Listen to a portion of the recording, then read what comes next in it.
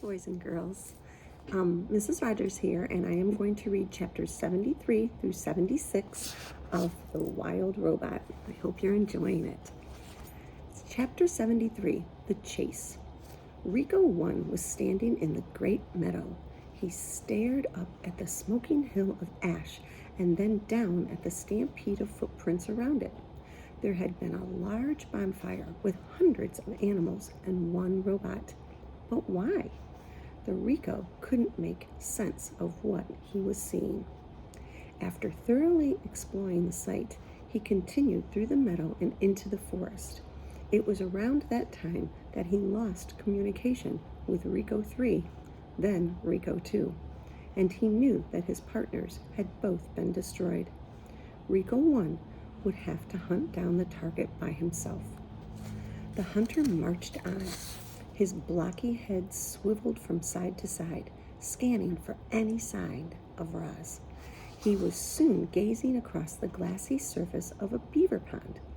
On the far side, a thread of smoke drifted up from another of those wooden domes.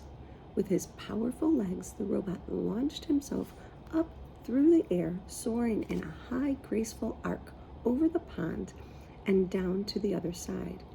His heavy feet slammed into the ground, leaving deep craters in the garden by the dome. He hunched over and looked inside, fur and feathers and the dying coals of a fire. But the target wasn't there.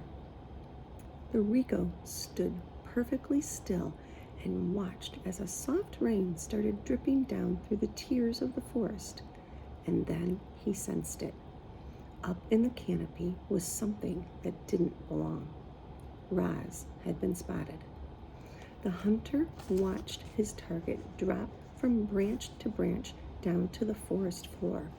Then she bounded away through the thickly tangled underbrush without stirring a leaf, without snapping a twig, and vanished into the green. However, Rico 1 had other means of tracking her. He could sense her electronic signal. The signal was gliding around the edge of the pond, but it was fading fast. A few more seconds, and he would lose it entirely. Rico 1 burst into a sprint. The forest seemed to sway and quake from his stomping strides, and a minute later, the forest really did begin to move. Trees were toppling down on the Rico. He fired his rifle, and 2 toppling trees turned to ash. But then a third swung down through the smoke and hammered his body into the ground. Rico 1 shoved the tree aside, pulled himself up, and continued the hunt. He didn't notice the beavers diving back into the pond. Rico 1 tore through the brambles and leaped over boulders, and suddenly the ground was caving beneath him. Down he fell into a deep pit, crashing against the bottom and twisting his leg. The robot violently pounded his leg back into shape. Then he launched himself up and out of the pit. He didn't notice the groundhogs watching from their tunnels. The hunter faced one trap after another. He was pelted with flaming pine cones and tripped by taut vines and crunched by tumbling rocks. The hunter now limped and rattled and was covered in scars, but he kept going. Roz galloped back and forth across the island again and again as she tried to lose Rico 1. But no matter how fast she ran, or how well she hid, or how many animals helped, she couldn't escape the sound of the hunter's stomping footsteps. She had never run so hard for so long, and while her mechanical body was holding up, her wooden foot was not. After hours of relentless pounding, it finally gave out. She was galloping through the rocky forest by the sea cliffs when her foot splintered apart. As soon as Rico 1 found the freshly wooden splinters, he knew his target was in trouble. He stomped out from the trees, onto the cliff top and scanned the coastline below. Geese were flying down through the drizzle. Otters were wriggling over the rocks. Seaweed was drifting, and driftwood and broken robot parts were scattered about the shore. But the hunter also sensed a faint electronic signal. Roz was down there somewhere. The hunter's blocky hand clamped onto the cliff top, and then thwip, it detached. The hand was connected to a strong cable that spooled out from the end of his arm. He gave the cable 2 quick tugs, and then he stepped off the ledge. Rico 1 zipped down the cliffside, one arm releasing the cable, the other clutching his rifle, and he slowed to a gentle stop just as he reached the ground. Then, high above, the robot's hand unclamped and followed the cable all the way down until, whoop, it snapped right back onto the end of his arm. Geese squawked and otters squeaked as Rico 1 marched through the robot gravesite. The place was littered with torsos and limbs and heads. They were all valuable parts, but he would collect them later. For now, his only concern was finding Roz. He followed the electronic signal over to a clump of seaweed. But where was his target? Was Rico 1's sensors malfunctioning?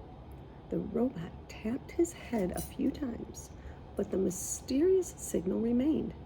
He looked around for any other signs of her, and as he did, the clump of seaweed reached up and grasped his rifle. Chapter 74, which is on page 249. 4 robot hands were clamped around the rifle. Rico 1 loomed above. Roz lay below, camouflaged in seaweed. For a moment, all was still, and then the hunter suddenly lurched and twisted as he tried to rip the rifle away from his target. But Roz held on. Seaweed fell from her body, and she was lifted right off the ground. Her legs dangled in the air until she pounded a foot and a stump against the hunter's broad chest, leaned back, and pulled on the rifle with all of her strength. Waves crashed as the robots grappled for the weapon, but Roz was no match for Rico 1. The hunter was too big and too brutal. Roz could feel her body being pulled apart, but she could also feel the rifle being pulled apart. A faint glow appeared between her hands. The glow grew brighter and brighter, and then, in a blinding explosion, launched the robots in opposite directions. When the smoke had cleared, shards of the rifle were everywhere. Rico 1's body was packed with holes, and one arm was charred and crippled.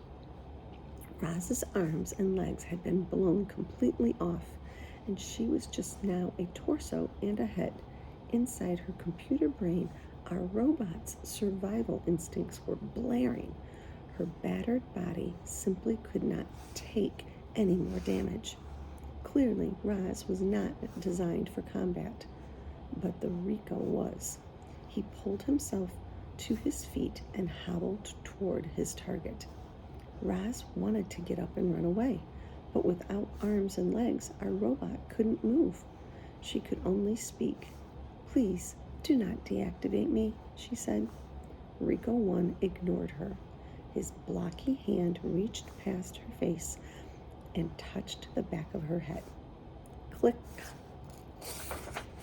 Chapter 75, The Last Rifle. With the target deactivated, Rico 1 calmly moved on to the next phase of his mission. He limped through the gravesite and began collecting every single robot part. He splashed into the shallows and returned with a foot. He shook the sand from a cracked torso. He pulled a head out from the tide pool. For each part was then piled around Roz's lifeless body. Bright Bill watched in horror as his mother slowly disappeared under a pile of parts. Roz looked just like the dead robots, but she wasn't dead. She had simply been shut down. "Don't do it, Bright Bill," the flock tried to stop their leader. "It's too dangerous." But the goose was determined to bring his poor mother back to life. Bright Bill crouched low to the ground and slowly moved toward the pile of robots.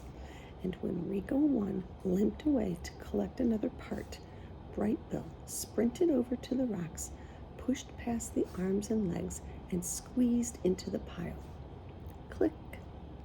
A muffled voice echoed across the shore. "Hello, I am Rosum Unit 7134, but you may call me Roz." Bright Bill hugged his mother's face as her computer brain rebooted. "Mama, wake up!" "What happened?" she said finally. "Where is the Rico?" "He's coming this way." "What were you thinking, Bright Bill? You must leave now before he kills us both." "I was scared, Mama," cried the goose. "I didn't know what to do." Heavy footsteps stomped toward them. Robot parts were knocked aside, and then Rico 1 looked down with his glowing eyes. Bright Bill tried to squirm away, but thick fingers locked around him like a cage. "Mama, help!" cried Bright Bill as he was pulled up from the pile. "Please do not hurt my son," begged Roz. "He is harmless." Rico 1 paid no attention to Roz. He just held up the goose in his giant hand, ready to crush the life out of him. Mist swirled in the breeze. Waves sloshed against the rocks. Seagulls circled above. No, not seagulls, vultures, and one of them clutched something silver in his talons. The vultures spiraled down, and Rico 3's rifle clattered onto the shore. Geese and otters quickly surrounded the rifle. They squawked and squeaked and fumbled with the weapon, trying to aim the clunky thing.